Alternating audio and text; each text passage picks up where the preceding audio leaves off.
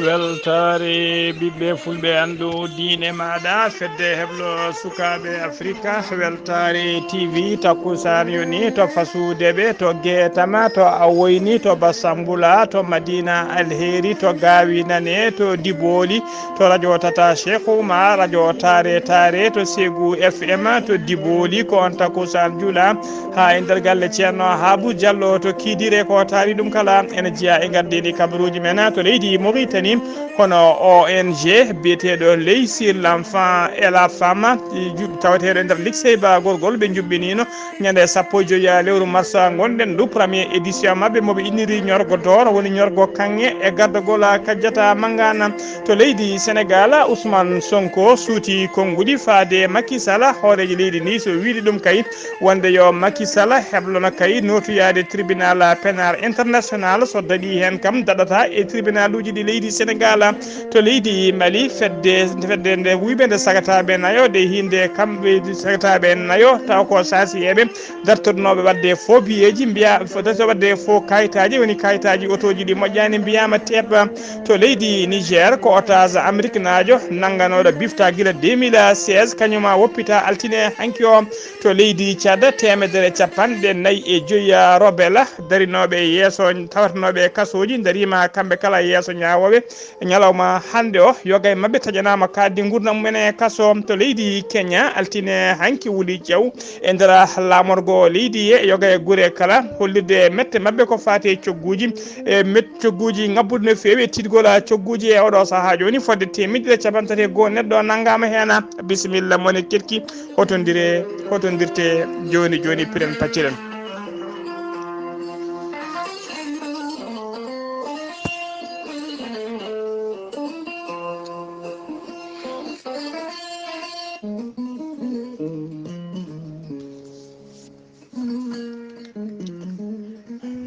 ceerno Djiby Sy ko wittiyanke leɗɗe ko safriyanke safruji fina tawa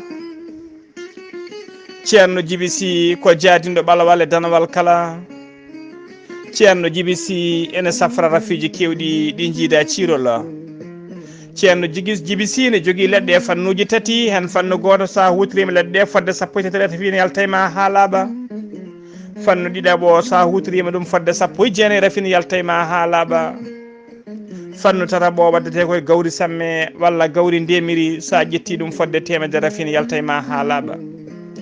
ceerno Djiby Sy ne safa rewɓe ronkuɓe sowade rewɓe dartoraɓe e rewɓe sattoraɓe dewle kala ceerno Djiby Sy ene yaren worɓe ustoraɓe goragu e on fannu omo jogui leɗɗe kese pulla biyeteɗe muuɗa hirda ko yeddi ƴeewa a ƴettat ɗum joni jiitoɗa hoorema hano hannirta ni ceerno Djiby Sy ne andina dendagal kilene mum leɗɗe kese pulla o mérite leydi Mali garine tawi junggo makko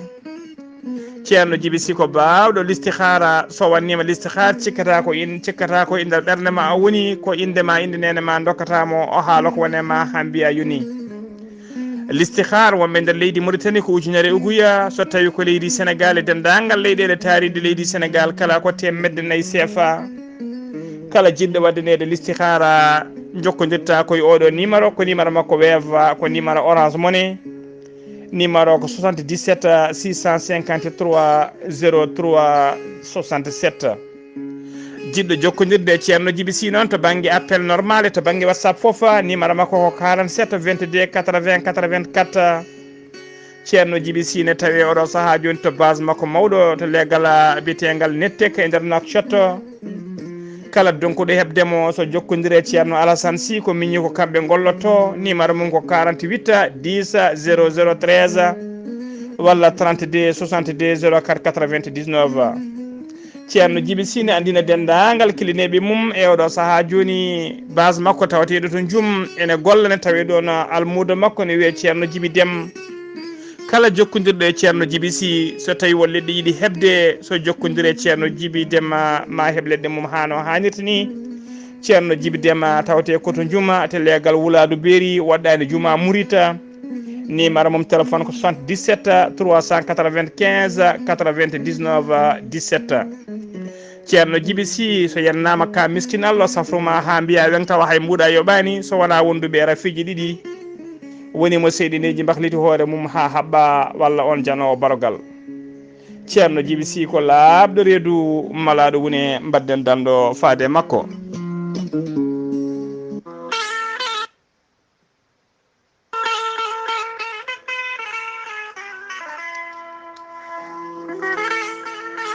ciggam nange wulnge jaw are moɗon addemon ko jam e kisale ɓamtare ciggam nange wulnge jaw e gardogola haruna dawouda ndiaye gorko mo tumbela aɓe jogui beelama mawɗo habrude dendagal bandiraɓe kala aɓe jogui congélateur uji solaire taw kadi ko marque leydi turki ɗin congélateur uji solaire ɗi gardata koye ponoje majji kame batiraji majji dognataɗi ko ciggam nangue wulgue diaw panno solaire aji moƴƴi so tawi ɓe bannima ɗum installation e galle ma kala waktuji ɗiɗi ma heeb kaaƴe glace ha timma wona koye nguleki faya koye korka an jiɗɗo congélateur uji moƴƴi congelanma kala ko mbaɗɗa hen jokkodire ciggam nangue wulgue diaw ciggam nangue wulgue diaw ne jogui équipe moƴƴo keblaɗo to leydi turki taw ko heblo moƴƴo sukaɓe yadduɓe jamanu ciggam nangue wulgue diaw aɓe jogui ponoje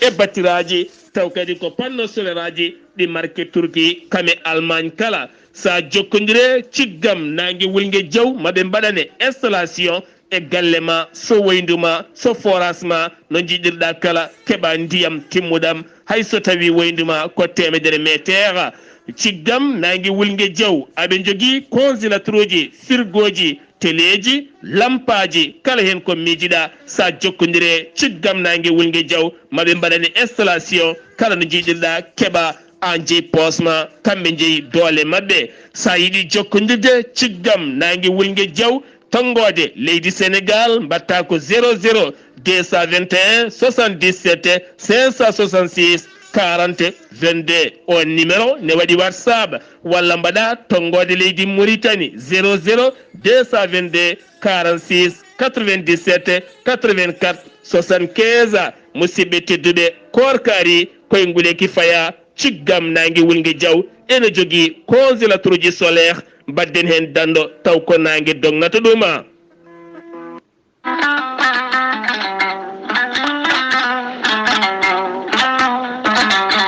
cabune laaɓal socca ɓandu maɗa ha jiitoɗa hen hoore maɗa ene wonde gommage moƴƴo laɓɓinowo nguru ɓandu ha jiiɗa hoore maɗa an joguiɗo tasuji e ɓandu muɗuma lamlame baaye puƴe jokkodire cabune laaɓal e lallitare joni joni jiitoɗa hen hoore maɗa cabune laaɓal e lallitare ne wonde gommage kono kadi ɓe jogui jumri weldi kewdi cellal moƴƴude suka e mawɗo e debbo cewiɗo kala cabune laaɓal lallitare are men adde men ko jama deppo mabɓe mawɗo o noon tawete koto guuriki Samba Dioma ene tawi juuɗe sohna Kadia Sy sa yiiɗi hen jokkodirta koye oɗona kono noon rewɓe émergent dande maayo e gardogola sohna Haby Sarr hakkude Nawele e Demmankani ɓe mbeeɗi juuɗe mabɓe faade cabune laaɓale lallitare mo deppo mum mawɗo hande o tawete to guuriki Samba Diom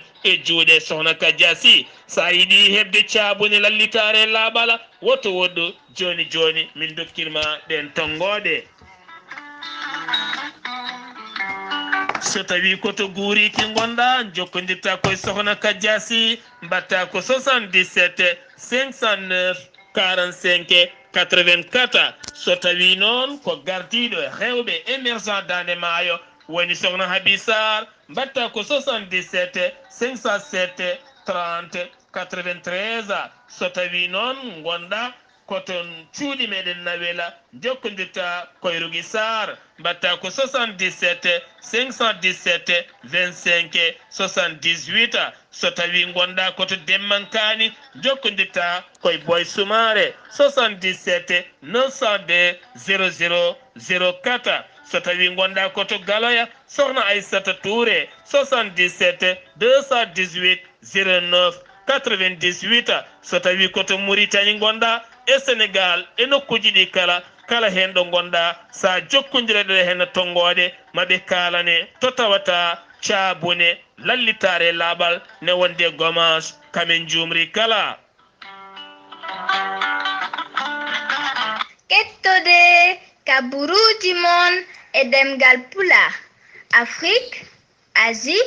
Europe, Amérique, Moyen-Orient, Océanie. Jam hire mon musidɓe tedduɓe heɗen gone mawbaare nogase goo lewru mbooy hitande ujunnaji ɗiɗi e nogase tati habaruji mon e ɗemgal pulaar e sawta he ko musidɗo mon sehil mon Ghalii Abuu Bah to karallagal ha mbawon yidde en to banggue nateɓosojo ko miñi men sehil men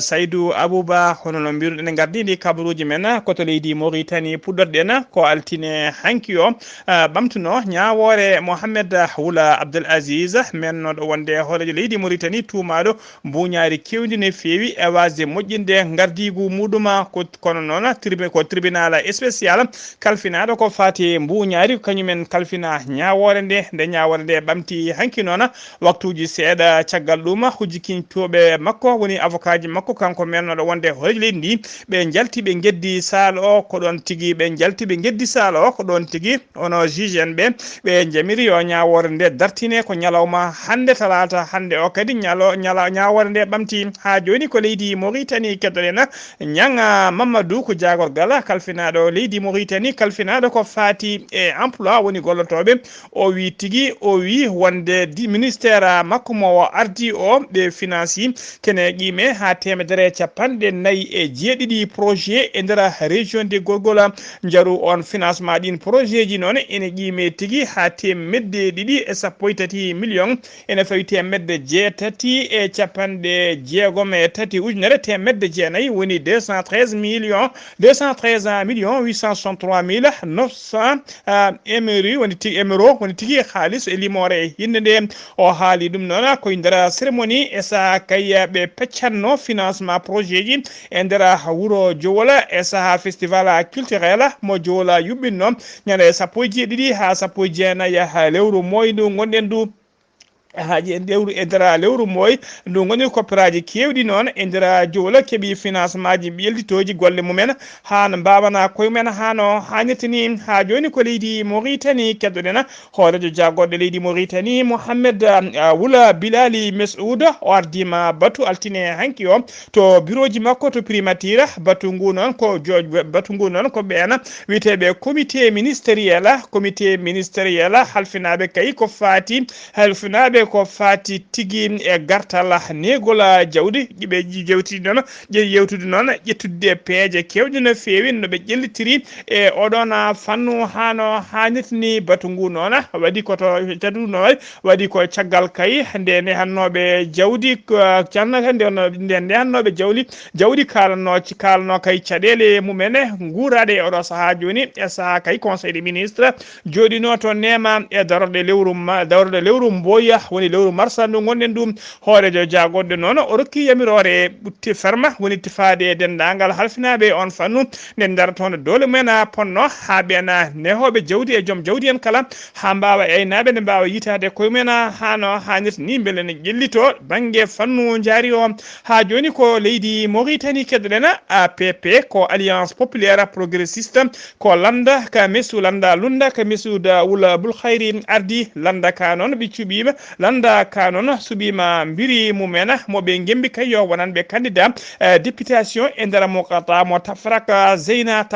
tawate ko nder wilaya Nouakchott Ouest woni Nouakchott banggue hirnangue ɓe cuuɓi ko biyeteɗo Sidi Mohamed Wula Haydalla Sidi Mohamed Wul Haydalla ko ɓi Mohamed Haydalla afo Haydalla meɓi ko afo Haydalla noon ko mennoɗo wonde hoorejo gendi Mauritanie mo mawiya Sidi Ahmed Wultaya derguinno laamu mum en 1980 84 ha joni ko leydi Mauritanie keddoɗen hono no mbiruɗen gaddidi kabruji mumen ONG biteɗo œil sur l'enfant et la femme woni tigui wattude hakkille mum e cukalela e debbo tawateɗo to likseyba gorgol e gardogol hoorejo ONG ono sokhna Kadiata Mangana ɓe juɓɓini noon koɓe mbiyata quinzaine de la femme woni tigui yontere fawino caggal kay 8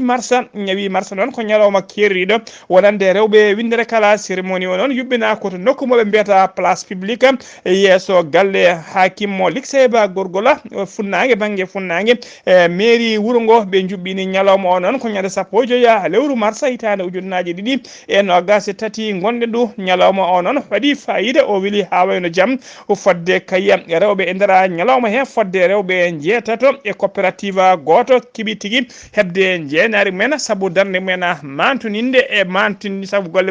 men mantinde darde men e golle men mantinde e yettude kay o yetti kadi kanko e nder cérémonie he noon o yetti o jarni e nder cérémonie he noon kanko Kadiata Mangana o yetti o ja e nder cérémonie he noon mbiɗen e nder coopérative ji yimɓe jeetato wondude e coopérative goto mbawi tigui hebde hen jeenari men hano hannirtini taw jenira ko golle men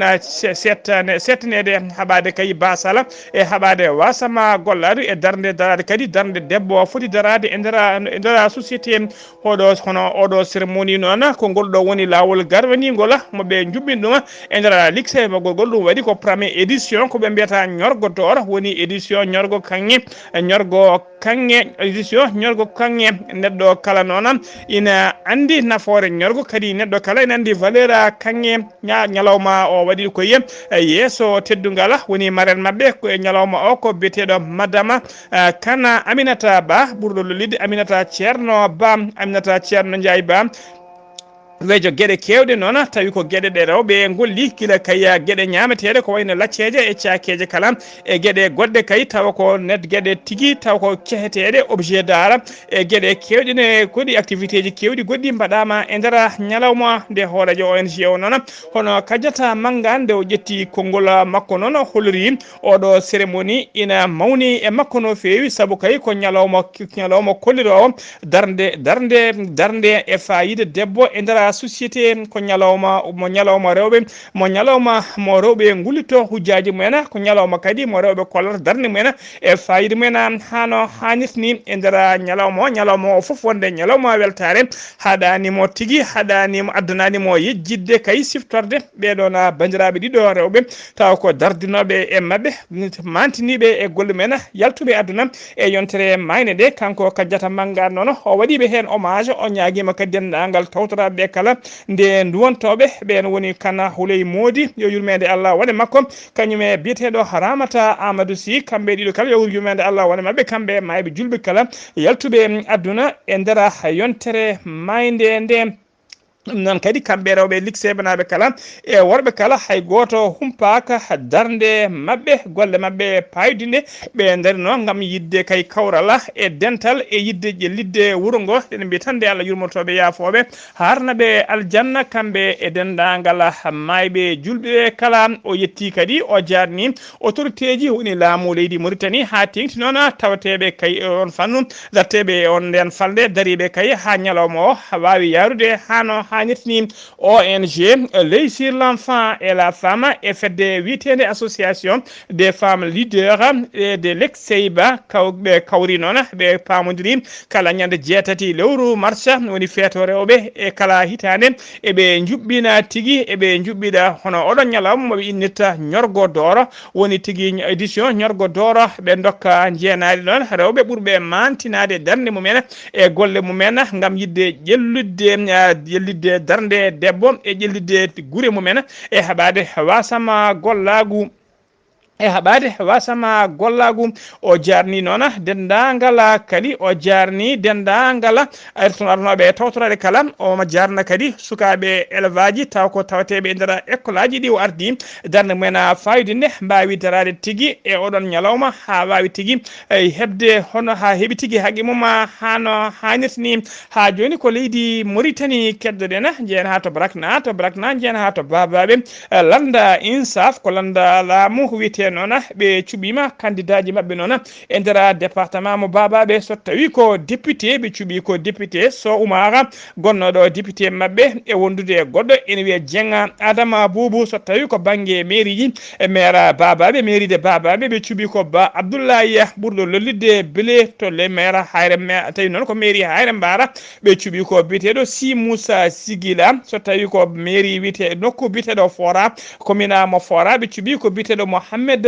Wuddudo Mbareka ha joni kabaruji men ɗemgal pulaar ha joni kabaruji men ɗemgal pulaar to leydi Mauritanie ha joni to banggue dawrugol RAFD woni rassemblement des forces démocratiques ko landa lundam ka Ahmed Dadda ardi goto tawi kadi ko jagge landa ka walla mbiyen ko jalala landa ka dowlude no fewi e nder landa hen biyeteɗo taw ko avocat woni hujjiyanke biyeteɗo Ibrahima Wula Eddi o holliri tigui wonde o démissioni o yalti e landa ka ha laaɓi altine hanki o haali ɗum noon koye batu bureau exécutif landa ka joɗino altine hanki o addanimo démission de noon ko landa ka sifodirde projet d' accord politique ɓe cifodiri ɗum noon koye ministère de l'intérieur tawi kadi ɓe ɓamdani kamɓe kala ɓe ɓamdani o holliri hen mette makko no fewi ko ɗum addani kanko Wula Eddi noon yaltude landa ka Wula Eddi mbiɗen ko jaalal manggal fewi kadi ko jeeya tigui e terle to woni ko wiyete membre fondateur woni tawnoɓe guila puɗfuɗi landa ka noon ka gasni batu ka gasniri batu mabɓe kikiɗe altine hanki walla jamma hanki koye duko sattugo no fewi ɗum addedi batu ngu noon addani ɗum noon ko wasdeɓe kay adda ɗum hay ko sifodirdeɓe ko wiyete projet d' accord hakkude mabɓe e laamu leydi Mauritanie ha joni kabaruji men ɗemgal pulaar to leydi Mauritanie so ummima to leydi Mauritanie ko to leydi Sénégal paɗen Cheikh Tijani Kuli ko neɗɗo jeeyaɗo e landa laamu ka Macky Sall ardi wiyete ka APR woni alliance pour la république ko landa noon kanko Cheikh Tidiane Koli noon o yiɗino wartade jettiɗo wartade hanki yeeso galle Macky Sall to legal bitengal Mermoz woni tigui résidence makko privé o yinno tigui ko rufde hoore makko pétrole walla essence o ƴetta aliment hosta hoore makko o duppa hoore makko woni ko wiyete simolé ko gendarmeɓe noon darnoɓe sala gallo joguinoɓe nden ka Macky Sall kañumen tigi kadi mo nanguimo mbawi kadi mo kay wartade mbaɗimo e juuɗe procureur o holliri noon addannomo yidde wartade kay ko ronkude mo yindirde e joddade hoorejo leydi Macky Sall hawa wullitannade ɗum caɗele nde o jogui to banggue koppereje o holliri noon ko donkuɗo hebde haalisa mo sohli kay oɗo saaha joni taw ko cifodiraɗo marché goto ona marché noon o sifodiri ɗuma koye société biteɗo secteur halfinaɓe kay ko fati e train express vitesse on sifa nden on marché noon ko keɓde ɗum ko donkuɗo wawde tigui hebde koppereje ha wawa tigui wawde hebde on marché hano hannirta ni o holliri laabi kewɗi o yiɗino joni jukkodirde e Macky Sall hoorejo leydi ndi mbeɗene yoltama hujjaji makko kala nde o yetti ɓe kadamo nadde kanko noon ko militant APR landaka darniɗo landaka o holliri ñande hen tigui o ari ha to damal ɗo halfinaɓe nden ka e kisal gallo kadi mo nadde ko ɗen mette noon keɓimo hawo yiiɗi wartade kanko noon biteɗo Cheikh Tijani Koli ha joni kabaruji men ɗemgal pulaar to leydi Sénégal ha joni Ousmane Sonko gardiɗo landa Pastef lundi yanke dowlu no fewi nder leydi Sénégal o waɗi vidéo makko e nder clinique suma assistance to tawete noon ɗeɗo balɗe kala to antirno guila ñaɗa 16 ha lewru marsa gonɗe ɗum e nder discours makko nde o waɗi o noon o jarni hen o yetti dendagal ɓen arnoɓe salmindemo eɓe keɓani arde kala o suuti konngudi noon musdi faade e Macky Sall hoorejo leydi ndi o wi ɗum tigui yo heblo kay notuyade tribunal woni cour tribunal mo CPI so tawi noon so tawi o yahani to tribunal CPI kam so tawi ko tribunal yo andu tribunal uji ɗi leydi Sénégal ɗi kam Macky Sall wawa dadde ɗum alaya sago o andina yimɓeɓe kala wonde kay ɓeɗo mayɓe ɓe kala taw kanko woni responsable mumen holno ko saabi be maydele mena kadi o explique dendagal yimbe kala wonde ministre aji di o tafi kanko Macky Sall yewdo saha joni o haada dum non wona kongudam ko kongudi Ousmane Sonko gardido landa Pastef Ousmane Sonko kadi holliri tigi ko alarba jango o walla nyalawma hande fay alarba jango o foti yaltude ona clinique o fata galle makko jukkoya tona ko wite convalescence woni safruji makko ha joni ko leydi Sénégal keddodena Abdoulaye Sow ko coordinateur départemental Pastef coordinateur départemental mo Pastef département mo Kidougou o wali jam makko gadano e ndera niburu woni to kasso o wanno non ko o wada non wanno ko haalande hello makko Facebook ha to hello makko WhatsApp kala mo suuti hena kongudi non namdade kay fitinaji e video yimbe dillo e ndera leydi he o wadano ko placé wadama wadama tigi placé mandade dépôt o mona faditona nyaaware makko koto kolda paadena gede kamtoride kadi batti e ndera bamule woni nder ceede kolda ko jenaade ko yimbe non ko genare kewde tigi ko yenade kesere tigi tawane ko yenade wanda tawa ene ubbita dum non wadi ko nyande jamma aleta ene weta altine no gasa lewru mboy woni yaltine hankio ko dum wadi hono tigi service d'hygiène wondude police nden nani on kabaru kambe kala be mbawi notitade tona to bamuli do hollirama nona kanko kon goski uppitaki ki maydo wodi tigi terde mum ko ittabe jadi hena babirado goto no walla biana gorko na e jeade wure he holliri tigi gila kaya jibinama ha jibini meeda yidi gede kamtorinde baade battede tigi ndera capital fuladum hono dedo gede battede odo saha kala e ndera bamuli mabbe kambe fof non dande ko wotere be kolliri tigi be yidi sabade dedo gede ko nibbe tawtende ndera cehe woni bamuli he be namdi non ko ne lamugo wawata walludebe ha wade ko wiete éclairage woni lampadiruji mbade e ndera bamuli hen tawa en jeyno hano hanitni ko to Jurbel paadena wiibe be hinde cambrioduji be nangam ngani be wiibe be hinde cambrioduji jani kadi e agence goto taw ko agence weva mo Jurbel wonno ko nyande jamma aleda ene weta altine hankio wiibe be non be kiliko bafal be natindara agence to be tawitoro coffre fort ene wadi fodde capande 7 million taw ko franc CFA be jadi hen police non udditi hen losgoji muma jaaji no fewi ha joni kabruji men ɗemngal pulaar to leydi Sénégal ha joni jeena to Ziguinchor jabbuden Amady Saga Kebe assalamu aleykum wa rahmatullah. Aleykum salam wa rahmatullahi taala wa barakatuh. Ghalii Abuu Bah salmitama e dennangal hettoɓe weltare TV kabruji garande ɗo e nder Ziguinchor jeytago to ibbi jona ene wayno ƴiƴam kewɗe manki rufi toon waɗi mayɗo goto waɗi bilsuɓe jeegomo waɗi sukaɓe 10 jaggaɓe ina wayno ɓe ɓami kamɓe ko gila 10 heures subaka ha heɓanma senkiri kikiɗe garmi gara hakkude policier ji ɗi e kamɓe sukaɓe ɓe ina jogui kaaƴe ene beddoɓe so ɓe beddima holɗum ɗiɗo garnatuji sukaɓe ɓe jogui pétrole mbaɗata koye kine ɓeɗo wadde avancement ina jana e policier ji ɗi ina wayno ɓe gari haɓe jaggui semiji 3 eɓe mbiya eɓe ɓoora ɗumen ko ɗon waaji ɓe coore mabɓe kure waɗi goto maayiɗo hanki suka goto maayi hen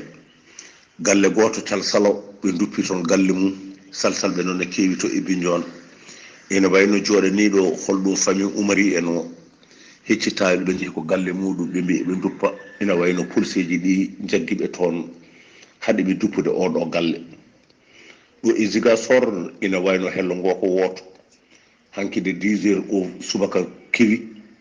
nde yonti ɗo ena nde ina wayno sukaɓe ɓe kamɓe ne jalti e naati e beddante ne duppa holɗin ɗi o ponoji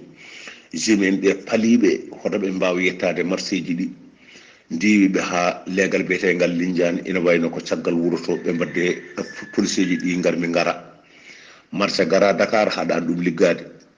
marché Sémour haɗani ɗum liggade marché Tillen haɗa ɗum liggade marché Kande haɗa ɗum liggade nde ha takusan juula gaga leegal halwar ina wayno meeɗano dillude ɓe dilli ɓe goni duppude ponoji kono ɗum kane wayno juutani nde jemi en ɓe nuuti hen ina wayno ɗon kam yawi galle ko ɓuuri yawde yaccade kamɓe de ɓe mbi tan ko so wona Ousmane Sonko totte passeport mum wawa yaade caggal leydi wawa wonde toon ina safro laamu ngu noon wi tati memata jeena mbabba yarta lowol tottanimo hande tottanimo janggo eɗen gandi gila oɗo président de la république o haaldi e RFI ha feere beele mo wat troisiéme mandat walla o waɗata ina wayno ko ɗum de hande woni ɗo e beddaji woni e garam palasuji woni e débatji radio ji ina wayno jabtodiral nde wonno kanko pirda ko haali ko ina laaɓi e makko o wi so tawi luwa hokkimo o waɗa so luwa hokkanimo o waɗata ɗum noon weltare tv musidɗon ahmad isakeɓe gorko mbot kabruji ɗo foral ziga fm jokkodirde e Ghalii Abuu Bah yo allah tewal bejan allahumma amina sidi keɓe e haalande Ousmane Sonko waɗi e vidéo mo sari e réseaux sociaux ji holliri tigui wonde kanko o yiɗa nawede caggal leydi o yi tigui heddade e nder leydi he saabu o wi nawedemo caggal leydi ko piége noon firti tigui ko Ousmane Sonko so tawi ɓe kaɓete ko yo heɓa passeport makko o yaaha caggal leydi kanko mo holliri e oɗo saaha joni o natti yidde nawede caggal leydi e mbadi évacuation koto leydi Mali keddoɗen fedde bandiji dartoriɓe ka fedde bandiji dartoriɓe wadde kayitaji tawi ko kayitaji fenane ko wayno visite aji technique fenane mbiyama teɓa ko commissaire de police gardiɗo commissariat mo sogoni ko e dadiɓe mum kañumen teɓiɓe ardi commissariat mo sogoni o noon ko commissaire divisionnaire biteɗo Segou mana nangaɓe ɓe noon koɓe fedde nde sagataɓe nayo ɓe tawrama noon fo kayitaji kewɗi ko wayno faux certificat ji de visite technique wondude e vignette aji e cachet mo MTS e ordinateur e imprimante wondude e machine taƴowo kayitaji ha joni ko leydi Mali keddoɗen jeen ha to kulikoro to kulumani to pale to kuluba woni to galle lamorgo colonel Azimi Koita hoorejo leydi ndi o bismima o joddima altine hankino gasa lewru mars ndu gonɗen ɗo e yimɓe hewɓe tawi ko witeɓe les autorités e witeɓe les légitimité leydi ndi to pale kuluba to wonno mujibu jonde nde ɗon ko fammindeɓe sababu kay projet kesso projet constitution kesso mo laamu ngu yiɗi hollirde kay population e mbadi référendum fammindeɓe noon surtout toɓɓe taw ko ɓurɗe jojjude ɓurɗe mawnude e nder projet o ene tawtora jonde nde noon hoolete jagorɗe makko kono hono Choukela Kokkola Mayga e yoga e yimɓe gouvernement mum ono biteɗo Boubacara Sow noon te ko terɗe winduɓe tigui e satuɓe tugnogala kesala ngala leydi ndi jogori tigui ɓoyata hollirde ɓesgu muɗuma ko hollirde ɓe tigui wonde on noon waɗi tigui lecture jangguide dendagal toɓɓe ɗe kala wawi tigui artude hen e yañade hen ha kamɓe kala ɓe mbawa famde holko woni e toɓɓe he o holliri kadi wonde ko toɓɓe jejjuɗe tigui laamu ngu ene jojji ko fate référendum woni tigui memtade tugnorgal e ɗum jojji e oɗo saaha joni e leydi he saabu leydi ndi ɓe jogui ko tugnorgal ɓoyngal no fewi pongal tigui firtede saabu gueɗe kewɗe muɗum koko ñayi bofa koto leydi Niger paɗen Jeffrey Wotko ko humanitaire Amérique naajo biftanoɗo e nder leydi Niger guila lewru octobre 2016 o woppitama altine hanki nogas lewru mars hitande ujunnaje ɗiɗi e nogas e tati o woppiteno noon ko ya biteɗo Olivier Dubois jandiyanke farisinajo biftanoɗo e nder leydi Mali kene wona duuɓi ɗiɗi joni Jeffrey Wotko noon o arno ko wallude population nomade en woni tigui aynaɓe e dirtoɓe kala saaha ko ɗanɗi mumen ko ɓeno arno wallude tawa kadi o gollodirta koye ONG biteɗo ONG Abalaka ko gila sappo e nayyi lewru octobre 2016 ko gila nen o biftino e nder leydi Niger tawi ko seɓɓitiɓe biftinoma ɓe nayimo ɓe moftoyimo e nder leydi Mali duuɓi jeeɗiɗi joni ko ɓile juuɗe seɓɓitiɓe ko altine hanki nogasa lewru mars o woppita ha laaɓi ha joni kabaruji men ɗemngal pulaar to leydi Tchad paɗena ñawore temedde nayyi e capanɗe joyo e nayo woni 450 kada robel taw ko jeeyaɓe e fedde witende facte woni front pour l'alternance et la concorde au Tchad yani ha laaɓi talata hande nogas e goho lewru mars hitande ujunnaji ɗiɗi e nogas tati kamɓe kala noon ɓe nanggano ko caggal kayi garmi gara ɓe mbadduno e Idrissa Déby Itno gonnoɗo hoorji leydi ndi ha wasi hen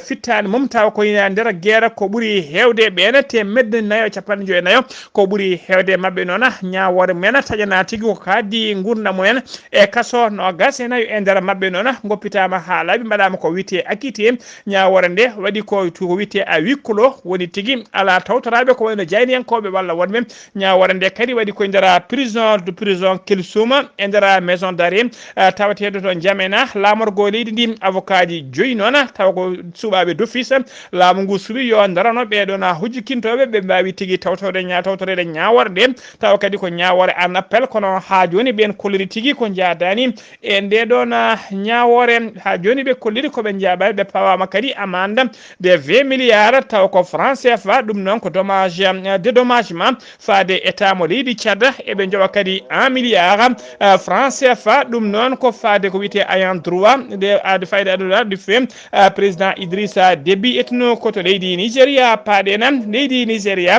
ko leydi ɓurdi tigui ɓesnude hewde population e nder Afrique saabu koɓe temedde ɗiɗi sappo joyi million aade tawete nder leydi he ɓe jeehino sungoji mabɓe suɓade temedde jeenayo représentant de l'assemblée des états wondude e nogas jeetati gouverneur landa laamu ka noon wiyete ka APC ɓafti ko ɓuuri hewde hen ko fuɗɗi yaltude e nder résultat ji e nder nogas tati état puɗɗiɗe yaltude ɗi hen sappo joyi état ko landa APC landa laamu ka heeɓi tigui polgum landa lunda wiyete ka PDP ɓenne keeɓi état ji jeeɗiɗi ɓe keeɓi gouverneur uji jeeɗiɗi e nder état ji jeeɗiɗi e nder état ji jeeɗiɗi landa wiyete ka NNPP ko landa tokosa landa kesa kane heeɓi état goto e oɗo saaha joni koto leydi Kenya paaɗena daddiɓe ɗeɗo altine hanki o Wuli Diaw e nder Nairobi lamorgo leydi ndi ha e yoga tigui e guure mawɗe tawateɗe e nder leydi he kala e nder Nairobi temedde capantati go neɗɗo naggama nogas joyi neɗɗo naggama e nder guure keddiɗe ɗe ɗum foof ko kamɓe foof ko altine hanki o capantati go policier mbarmi hen neɗɗo goto taw kadi ko étudiant wasi hen fittadu muɗum hono convoi taw ko convoi lundi yanke biteɗo William lundi yanke hono ko biteɗo Raila Odinga ko kañum hoore mum yiɗino yaltude e seppoji he kono ɓe dossier mum ko gaz lacrymogène hono ngoɗo seppo noon Wulde Diaw ko leydi ndi kay tuggi kay ko William Ruto ari e laamu faati oɗo saaha joni ɓe jiyani seppo wango ni musde mbiɗen to wono ko biteɗo Masino toon noon ene tawe to hirnangue leydi ndi ko étudiant goto wasi hen fittade mum musidɓe saabi seppoji ɗi noon ko yimɓe kay hollude mettu cattugol gurdam e ngabbugol cogguji e oɗo saaha joni e jangol haalisa leydi Tchad avant face kay e haalisa mo dollar musidɓe tedduɓe gasi ha laaɓi ceer ko ɗum ɗo wonno komin tonga noon habaruji mon e ɗemgal pulaar e sawta he ko musidɗo moon Ghalii Abuu Bah to karallagal ko Saydou Abou Bah to Ziguinchor ko Amadou Issa Kébé ñalawma janggo ma en ketto musidɗo men sehil men Sar Ablaye Sarr ketki malaki jaam yo jaam Allah jogo mi jogo on